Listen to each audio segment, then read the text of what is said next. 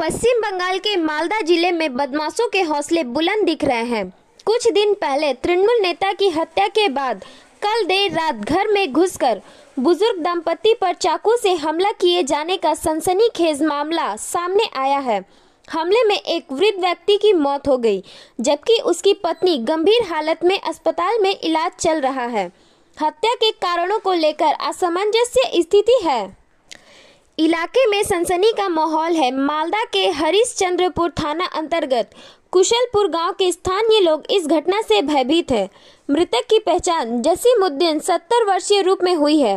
गंभीर रूप से घायल उनकी पत्नी सहाना मालदा मेडिकल कॉलेज अस्पताल में इलाज चल रहा है।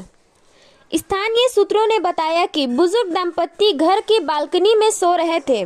देर रात एक अपराधी उनके घर में घुस आए। दोनों पर चाकुओं से कई बार वार किया। दंपति की चीखें सुनकर पड़ोसी दौड़कर आए। तब तक अपराधी भाग चुका था। पड़ोसियों ने आकर बुजुर्ग दंपति को बचाया, जो खून से लथपथ थे। उन्हें चंचल सुपर स्पेशलिस्ट अस्पताल में ले जाया गया। जसीमुद्दीन की वहीं पर मौत हो गई। उनकी पत्नी की हालत बिगड़ने पर उन्हें मालदा मेडिकल कॉलेज अस्पताल में रेफर कर दिया गया। पुरानी दुश्मनी या विपत्तीय लेन देन, हत्या के कारणों को लेकर संशय बना हुआ है। गौरतलब है, मालदा के तृणमूल पार्षद बाबला सरकार की हत्या के बाद हरिश्चंद्रपुर के विधायक और राज्य मंत्री ताजमुल हुसैन के घर पर पुलिस सुरक्षा बढ़ा दी गई थी, पर आम लोगों की सुरक्षा पर सवाल बना हुआ है। শ্বশুর শাশুড়ি শুয়েছিল আর তার ভিতর কি হলো না হলো আমার শাশুড়ি মা চিৎকার করলো, সবাই মিলে আমরা দেখছি তো শ্বশুরের খুন আর কিছু না। আর শাশুড়িকে কি করা হয়েছে? শাশুড়িকেও কাটা আছে। কিসে কোথায় কেটেছে? এখানে কেটেছে আর এখানে কেটেছে, তারপরে এখানে কেটেছে, 3 জায়গায় কেটেছে।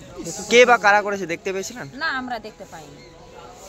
বয়স কত আপনার শ্বশুর শাশুড়ি? মোর শাশুড়ির হয়েছে 40-45 এমনি, আর শ্বশুরের হয়েছে 60-70। তারা কি বেঁচে আছে? বেঁচে আছে। শাশুড়ি ডেড বডি হয়ে গেছে শ্বশুর, আর শাশুড়ি বাঁচে আছে, মালদায় আছে। শ্বশুর কোথায় আছে? শ্বশুর আছে এখানে চাচুর আছে। এই যে এইভাবে এর আগে আমার কাছে গল্প করেছিল পীরের মাজারের কাছে, হ্যাঁ, রোডের উপরে, ওখানে বকরি চড়াতো। আমাকে বললো যে বেহাই আমাকে শাসন করছে। তো কে? তা আমার জামাইটা আছে বহরুসনপুরের, হ্যাঁ, ও বলছে কি যে তোকে আমি দেখে নিব। হ্যাঁ, আমার কাছে এটা গল্প করেছিল ওই যে যাকে আজকে ফোন করলো। মানে ওর জামাই কেন শ্বশুরকে শাসন করছে? যাচ্ছে না ওর বাড়িতে। হ্যাঁ, ওর মেয়ের নিয়ে একটু অশান্তি হতো, ভালোবাসা করে বিয়ে করেছিল। হ্যাঁ, তারপরে অশান্তি করতো মেয়েকে।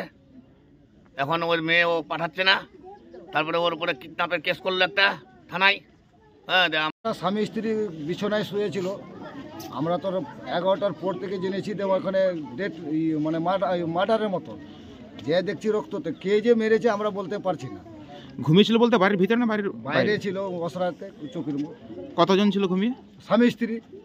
তো কটার দিকে এই খুনটা হয়েছে? 11টার দিকে। কি দিয়ে খুন করেছে মনে হচ্ছে? এটা যে আমরা বলতে পারবো না, চাকু দিয়ে করেছে কি তারওয়াল দিয়ে করেছে আমরা এটা বলতে পারবো না, কিন্তু হাতিয়ারে আছে, ডাং দেওয়া না হয়নি। স্ত্রীর হাতটা এখানে কেটে একবার ফাটে গেছে। কারা করতে পারে কি অনুমান হচ্ছে? ওখানে আমরা বলতেই পারবো না।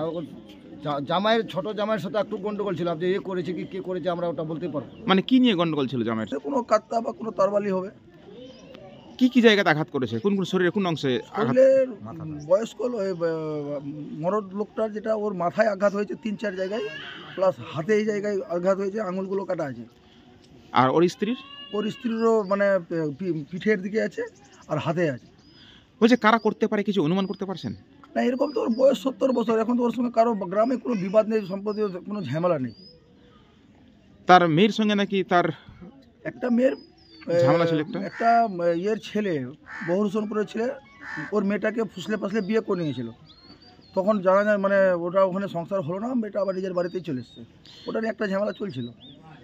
তো এই ब्यूरो रिपोर्ट PVTV न्यूज। नियमित अपडेट एवं दुनिया भर की ताज़ा खबरों के लिए हमारे फेसबुक पेज को फॉलो एवं यूट्यूब चैनल को सब्सक्राइब करें।